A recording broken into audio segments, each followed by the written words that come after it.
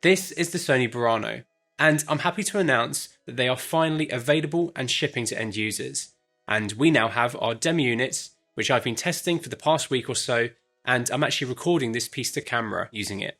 In this video, we're going to be answering some of the most asked questions we've had over the past few months since we first looked at the camera, explore some of the best accessory options, and show you some fresh testing with a full production camera running version 1 firmware. So grab a drink, get comfy, and let's get into it. When we had the BURANO in for testing last year, one thing that we ran into was IR pollution.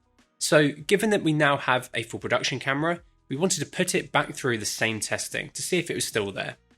For these examples, we have a range of different fabrics in front of our Ari Blonde. We exposed with the ND maxed out and our Zeiss Otus 55mm wide open, and then stopped down our lens as we decrease the ND. This will change the illumination across the frame, but should keep colour somewhat consistent. We also lit the same scene with an Aperture 600X to show the difference between a source with low IR and our tungsten fixture, which outputs lots of IR. We can see that even with no ND toggled, some of the fabrics look a bit more purpley than they look to the eye, but toggling the minimum amount of ND does make it look slightly more obvious. As we get towards the deeper stops, we can see it getting worse. This isn't a massive shift and should be correctable if you shoot RAW. However, if you shoot XAVC, it's definitely still worth white balancing and rechecking your image when you enable the NDs. If you don't want to run into this issue, I would suggest grabbing some IR cut filters to run on your lenses or matte box. The ND system that the BURANO features is a really versatile and awesome inclusion, especially when combined with everything else that this camera offers. It shares a similar system to that found in the FX6 or FX9s. However, with the FX6 and FX9, if you used a polarizer with the ND enabled, you could experience color shift when rotating the polarizer through its range. This is very frustrating for a lot of end users with those cameras, so we wanted to check if it's still an issue with the BURANO, given it uses a very similar system to those cameras. So for these examples, we grabbed a Tiffin linear polarizer and a 24-70 G Master Mark II, and shot our lightbox, a scene outside, as well as our color chart inside to note any changes. We shot at a mix of ND strengths and focal lengths, as it can behave differently across them. Looking across all of our tests, we can't really see any of the clear color shifting that happened with the FX6 and FX9. Even at the deeper ND strengths at 24mm, we can't see any major shifts that make the footage look unusable. If you run into this issue with the BURANO, please let us know more details about that down below, as we found it incredibly hard to reproduce. The BURANO is one of the first cameras of its class to offer a stabilised sensor, and this means that it moves a little to provide this stabilisation. High-end cinema cameras usually have locked-off sensors that don't move. This means that they should stay in the same place for the most part, and any shift off-axis can cause issues with image quality and focus. So because the BURANO has a stabilised sensor, us as well as other end users have been worried about the BURANO's PL mount bat focus being inconsistent because the sensor can potentially move. So we wanted to test this ourselves, as for more traditional cinema workflows, your marks and back focus being spot on is crucial. Back focus shifting was an issue that some initial testers fed back to Sony with pre-production units. So let's see how our new production unit behaves. For this, we are just using our DENS FDC to measure the flange depth of our BURANO here. Through our testing, we couldn't see the flange depth changing through several cycles of turning the camera on and off, enabling and disabling stabilization, and shaking the camera with stabilization on and then off. From this initial testing, it does look like the camera holds flange depth pretty well, but it's hard to say that it's going to be perfect without more in-depth testing, which we didn't have time to do for this video. Thanks to our excellent in-house engineer Raf, we now have a new testing methodology for measuring the readout speed of cameras. So I wanted to run the Venice 2 and BURANO through this tool to see how the BURANO stacks up against the fantastic readout speed of the Venice 2. The Venice 2 is so quick in fact that we actually had a hard time measuring the readout time. It's very quick for a rolling shutter. We measured the BURANO in a few different modes. In the camera's 8K full frame 17:9 mode at 25p, we got a reading of roughly 17.6 milliseconds. As you window in on the sensor in the different recording modes, we can see that this improves, which isn't surprising. Compared to the Venice 2's readout, it definitely lags behind. For most filming situations, this will be perfectly fine. But compared to a lot of other modern sensors on the market now, like Sony's own FX3 and FX6, Red's V-RAPTOR cameras, and even the Alexa Mini LF, this is slow, and I do wish it was a touch faster.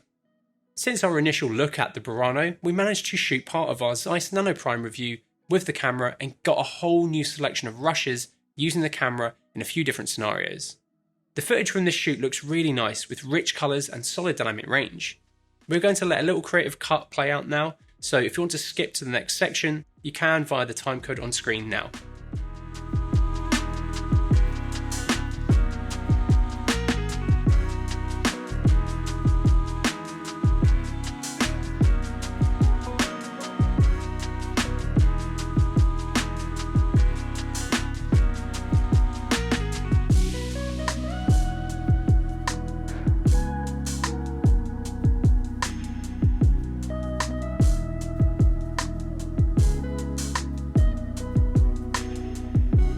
I think the footage that we managed to capture with the Burano and the Nanoprimes looks really nice here, and I'm really excited to get the Burano out on another shoot when we can. One thing that I've seen people questioning online is the camera's available recording formats across the different codecs and resolutions. Thankfully, Sony has made this really great graphic to show the different combinations. We can easily see what portion of the sensor each mode uses, and then what codecs and resolutions you can record. You have a really nice mix to choose from depending on what you need. You can record 8K 17 or 16:9 using the full width of the sensor in XOCN-LT or the new XAVC-H codecs, and even XAVC-L in 1080p in the full frame cropped 16:9 mode.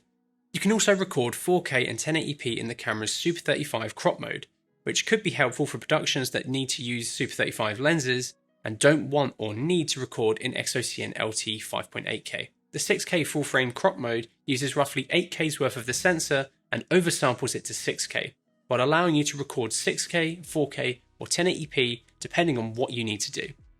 Sony have also made these really great record timetables, which show all the different scan modes, frame rates, and codecs, and the amount of time that you get on a 960GB card. This really shows how much you can get across a single card. With the Burano using CF Express Type B media, it means that you have a few choices when it comes to what cards you want to grab. But there are a few things worth understanding here. Sony recommends and guarantees that their VPG 400 cards will work, and if your card does fail, Sony will recover your data free of charge. VPG is a rating system of the minimum sustained write speeds, with 400 meaning 400 megabytes per second. The Burano will allow you to record onto other VPG 400 cards, and even uncertified CF Express Type B cards, but you will get a warning come up on the camera when using those, whereas you won't with the third-party VPG 400 cards. Using a non-VPG 400 card isn't something that we recommend doing. The Sony cards are expensive, but they will give you the peace of mind that they are exactly to Sony specs to work with the camera as intended, and if anything does go wrong with the card, Sony will cover your data recovery, and if you use a different card, they won't do this. This peace of mind comes at a cost though, as the Sony cards are pricey compared to the other VPG 400 cards on the market. If you don't want to go down the Sony route, our recommendation is the NextStorage B1 Pro cards, which are a good chunk more affordable than the Sony cards while still being VPG 400. We managed to put a couple of their cards through some testing and didn't have any issues with dropped recordings across hours of testing. One of the most confusing parts of this camera is how the different outputs behave as you change through the different scan modes, resolutions, shooting modes, and recording formats. The Burano features 2 SDI outputs and a full-size HDMI port. SDI 1 can output up to 12G and SDI 2 can output up to 3G, but these are always mirrored. Alistair Chapman made a great table with a pre-production Burano, and I managed to go through the different codecs and formats on our full production camera, and it looks to perform the same as his chart. It's stupidly confusing what you can and can't do across the different modes. I really wish that it was just simplified. During XOCN recording, you can only output a signal via SDI or HDMI, not both. In XAVC this is possible, but there are other limitations when doing so. When you can output SDI and HDMI simultaneously, you can control what they do independently to a certain degree. When in XAVC, you can't output SDI overlays, just HDMI, but you can do LUTs on either. Alistair's chart will be a great reference point for Burano shooters to have on their phones in case you get stuck forgetting what you can do in what mode. Link to it is in the description below. Your input and outputs look to behave the same when in the camera's S&Q mode as well. The new included LCD is great. I love the buttons and it feels so much more robust than the ones found on the FX6 and the FX9. And it now has a surround view mode where your key shooting information borders your image so you don't muddy up your frame. However, you can't output this for some reason. It has to be either no info or info overlaid over your image, which is a bit of a shame. When you hit the home button as well to bring up the new operation panel on the LCD, this removes some of the information being overlaid onto your image when being output, which is kind of bizarre. When it comes to LUTs, you can ingest your own into the camera, which you can toggle between monitoring and burning straight into your clips. There are some limitations here when it comes to outputting them via the different video feeds compared to something like the Venice, which we can see here. When shooting an XOCN, you cannot record the LUT as metadata. There is also a gamma display assist function for when you're shooting and monitoring HDR. The Burano does feature the S-Cinetone color profile, which you can toggle in the Paint Look menu under Base Look when the camera is set to custom mode. This would be good if you are planning on doing fast turnaround work with one of the compressed codecs in the camera and want a good looking image fast. Though you could use S709 or ingest your own LUTs and bake them in camera if you want to use your own 709-ish profile.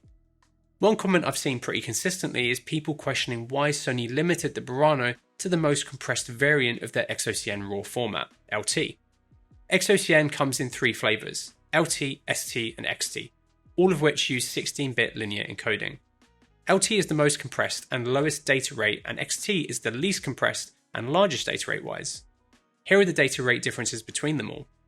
I don't think the limitation here is because of the data rate of CF Express Type B, because it's fast enough to handle these data rates.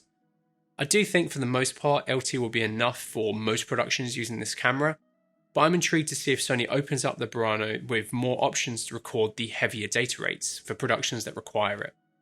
One of our biggest criticisms of the Burano when we first got our hands on it was how Sony designed the viewfinder and monitor loop combination.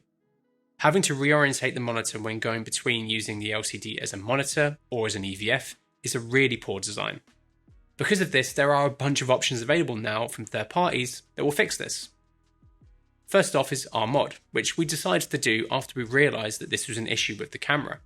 This mod uses the existing optic from the included loop, but allows you to flip the loop up and down without having to reorientate the monitor like you have to do with the regular one, which really is frustrating when going between different shooting scenarios. It's very easy to do yourself, just remove these 4 screws using a T8 driver that will remove this portion of the loop. You can then screw it back into the mod and you're good to go. Our extension cable for the FX6 and FX9 also works with the Burano. It passes through full control and image, so if you want to use it with this mod or the EVF in general, this could be very helpful to make sure you get the LCD into the correct position without too much stress being put onto the cable. Both this extension and the EVF mod are made entirely in-house at our UK service centre, and we've tried to keep the price down as much as possible. If you order a Burano through us and want the camera to come with this pre-installed, it is something that we can do. Right Tangerine are offering a very similar looking solution to what we designed. They are giving users the option to replace a good chunk of the loop with their straight adapter. It does look very similar to what our in-house engineers have designed, but at a much more aggressive price point, though it's not quite available yet. Zacuto has made a Z finder for the Burano. This is a whole separate loop and bracket that replaces the included one. You can get the Z finder frame for the Burano separately, so if you own a Z finder Pro with a 2.5x lens, you'll be able to mount it onto the Burano with that frame. Mid49 have created a pivot adapter, which is the most affordable solution out there currently. It sits in between the monitor and the included mounting plate and allows you to use the same loop that is included with the Burano by simply swiveling the orientation of the monitor by twisting it. It's a neat design and it's very reasonably priced, but can be quite cumbersome when in monitor mode as the viewfinder flips up awkwardly, and it is quite loose and easy to move sometimes. I wish it was a bit stiffer and harder to move orientations. Focus have created this little swingway bracket for the viewfinder. This allows you to attach the LCD to it via the front and side threads and slide onto a NATO rail. You can then change the orientation of the LCD very easily from there. Just like the Mid49 swivel bracket, this does mean the loop is awkwardly flipped up. There are so many different rigs and accessories available now for the Burano, so no matter whether you want to run it stripped down for documentary work or fully rigged up in a Cine Studio configuration, there are good options available. Here's a list of everything out there currently, though a lot of this isn't shipping quite yet. We don't have everything in yet for us to get our hands on and create a very detailed overview of everything, so we are planning on doing another video where we will detail all the different rigging options. They all look to have different pros and cons depending on what you need for your specific production needs. If you want to get your hands on the camera and any accessories before making a purchase, we can facilitate that across our various showrooms in the UK and Belgium. No matter whether you want to rig the camera up exactly how you want, test a range of lenses on it, or check how it's going to balance on your gimbal, our team of experts will be here to assist. There are no power outputs on the BURANO, so if you want to power anything like a lens servo, wireless video system, or a monitor, you'll need to get some kind of power distribution onto the camera, and there are currently several options available. Running Camera have their D-boxes, Core SWX have their PMC plate with an I/O breakout module, Optimus have a few rear plates and their Polariser top plate, Tilsa have their battery plate, Bebob have a couple of options, and Bright Tangerine have one planned too. Which one is best for you depends on the rest of the rig that you have planned and what you need to power. The BURANO doesn't come with any mic mount out of the box, so if you're planning on running a top mic on the camera, it's worth considering how you're going to mount it. There are a few options to choose from. Mid-49, Vocas, and SmallRig all make ones that can mount directly onto the 50mm bar used by the EVF, which will probably be where most people want to mount a short shotgun microphone. A lot of existing Venice rigging accessories will work with the BURANO. This is thanks to it having the same layout of bottom threads as on the Venice and the same optical height as the Venice, which means that you can use Venice and Venice 2 base plates with the BURANO, which could be helpful. The BURANO uses the same connector for its LCD monitor as the FX6 and FX9. This means that you can use the BURANO monitor with the FX6 or 9, or use the FX6 and FX9's LCD with the BURANO, so you can use whatever you prefer. You can also use our extension cable like we mentioned earlier. The FX9 top handle is also compatible with the BURANO. This adds extra controls and the versatile MI shoe, which will be very handy for certain audio accessories. This is an optional extra and is available on our site now for £670. Out of the box, the BURANO doesn't come with the side handle, it's an optional extra. However, you can use the FS7s if you have that already and don't want to spend the extra of this brand new handle. Right, those were all the big bulky questions, but we also got a few smaller ones that I want to rattle through now. How slow can the shutter be? In the regular recording mode, you can go down to 360-degree shutter, and then from there you have 2f to 64f. This is a way Sony abbreviates its slow shutter mode, and changes the shutter depending on your frame rate. Take 64f. This means that you are getting 64 frames of light accumulation, which at 25p will result in a shutter speed of roughly 2.5 seconds. What's the lowest frame rate? In slow and quick mode, you can go all the way down to 1 frame per second, but this will limit your shutter speed. There is also an interval mode where you can really dial in what interval and frame rate you want to capture. Can you shoot 24p in XOCN-LT instead of 23.98p? Yes, you can. Can you use the dual base ISO in custom mode? Yes, you can, but instead of being labelled as base ISO like in CineAlta, it's base sensitivity. I'm going to combine these two questions, which are there thumbnails for XOCN clips in playback, and has the playback menu improved overall? You can only play back clips recorded in the codec that the camera is set to currently. So if you have the camera set to XAVC-I, you will only be able to see thumbnails and play back all XAVC-I clips, but not any other XAVC versions. In XOCN, you can play back all other resolution XOCN clips, but you still have no thumbnails for XOCN clips, which is a bit of a shame. Scrubbing through clips on the camera LCD isn't the nicest. It's a bit cumbersome due to the joystick controls, and it doesn't seem to allow you to go past 4 times playback. You can press the joystick to pause and play, click left and right to move through clips, and hold it left or right to toggle fast forward. With a nice touchscreen like this, it would have been really nice to be able to use it in playback. You can't even tap on the clip you want to play back, let alone scrub through your clips smoothly, which would have been a really nice way to play back your clips. If you have the LCD monitor in the information display mode, when you hit the clips button and select the rush you want to view, it will bring up a nice control panel for playing back your clips externally. Here you can push the playback past 4 times up to 15 and 24 times. I don't know why it's limited to 4 times when you're playing back the clip on the LCD and not an external monitor. Has false colour been added? Unfortunately not, but you can use a LUT to do this. We've created a LUT using Pomfort's online false colour LUT generator and Resolve. We've checked this using the in-camera zebras, and the colours of the LUT match the IRE values of the zebras. You can then just toggle it on and off as you would a LUT, but of course this will take up your LUT space without going in and changing it, which could be frustrating. but if you do want to use it, we've put a download link to it for free in the description. You could also use an external monitor to get false colour. SmartHD, for example, allow for the creation of a custom false colour with their monitors. So if you're planning on using a larger monitor with this camera, this could be a good option. Are Sony adding a 3x2 open gate mode? Well, Sony haven't confirmed anything to me, but it is something that I know they are aware people want, so fingers crossed it's something that they may add in the future. Are there any proxy limitations? Proxy recording is currently limited to 16:9, but can work while recording 8K XOCN to have HD SD proxy files on the SD card. These files can also be automatically sent to an FTP or cloud. We had a question from a customer who couldn't enable Auto ND, and this could be because you need to make sure that the physical switch on the side of the camera body is set to variable. If not, the Auto ND function will be greyed out in the menu. What modes can I use active stabilization in? Active stabilization is only available in a few different modes, and if it's greyed out to you, you'll need to make sure that you are in the 5.8K modes, not shooting XOCN, or not in S&Q mode. However, you can enable regular steady shot stabilization across all the modes. Can you turn on noise reduction? Yes, you can control noise suppression levels in both CineAlta or custom mode. This is similar to what is possible in the FX6 and something not possible with the Venice 2. When toggling between off and the 3 strengths, we can see a clear difference in noise. This is even still possible when shooting in XOCN-LT, as well as the various XAVC options. This is awesome as the noise reduction looks pretty good from our testing and can be really helpful when you want a slightly cleaner image straight out of the camera. You will obviously lose a little bit of detail here and there, but that's always the balance that you need to find with noise reduction, and being able to dial this in camera while shooting RAW is going to be pretty helpful. What's the power consumption? The camera has a max power draw of roughly 66 watts. Compared to the FX6 and FX9, its power consumption may seem high, but compared to the Venice 2, it looks pretty reasonable. Is there a Super 16 mode? Unfortunately not. The smallest format you can shoot is the Super 35 Crop 4K 17:9 mode, which uses a 17:9mm area of the sensor. Will image stabilization still work with a fully manual PL zoom lens? Yes, but no.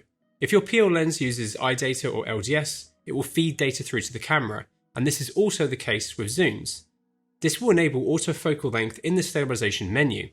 If your PL lens doesn't pass through data, you will need to manually adjust the focal length here. So if you're using a zoom, which doesn't do so, this could be frustrating to use. How does XOCN-LT and XAVC work in Premiere Pro or Resolve? When you get the footage into post from the Burano, it can be nice to process if you understand a few things.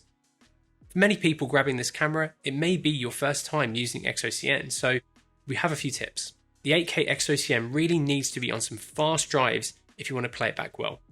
XOCN also ingests kind of weirdly into Resolve. Each clip has its own folder in the media browser, so you have to select them all and then import them into your project together. Once in Resolve, you can then adjust the regular parameters that you would expect from a RAW format. Sony have shared that most of the big color grading and NLE platforms will be supporting footage from the Burano as soon as possible. XAVC-I is pretty standard and will play back and edit well across all major NLEs. However, the H.265 compressed 8K can be hard to play back if you don't have a computer that can decode H.265. We use Mac Studios and MacBooks as our primary editing machines, so performance for us was excellent. But if you are using a non-M-series processor MacBook or Windows machine, you may run into some issues, and it may be worth transcoding your footage to something like ProRes first. How will it perform for virtual production? For this, I spoke to one of our in-house virtual production wizards, and his response was, yes, it will work well. But one thing he did find frustrating was that you can only do progressive genlock at 24 frames per second. What does the build quality sound and feel like? The Burano definitely feels more solid than an FX6 or FX9, but not quite as tanky as the Venice 2. It seems to use the same kind of scratchy finish as the FX6. The accessories around the camera are incredibly solid though. Here's some sounds of us touching it.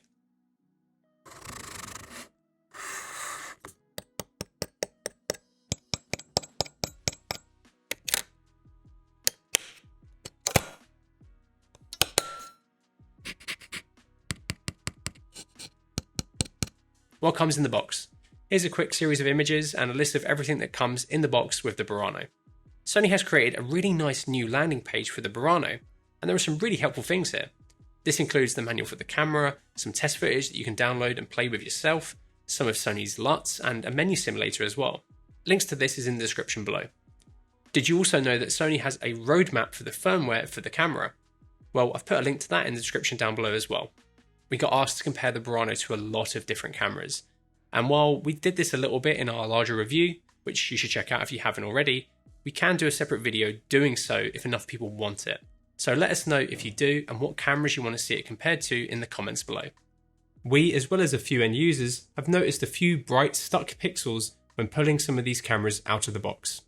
If you run into this issue, it should be an easy fix. Let the camera warm up a bit and then execute an APR. If the issue continues past a few APRs, drop our service department an email. If you haven't checked out our first in-depth look at the Burano, I really suggest checking that video out as we cover lots in that video that isn't in this one.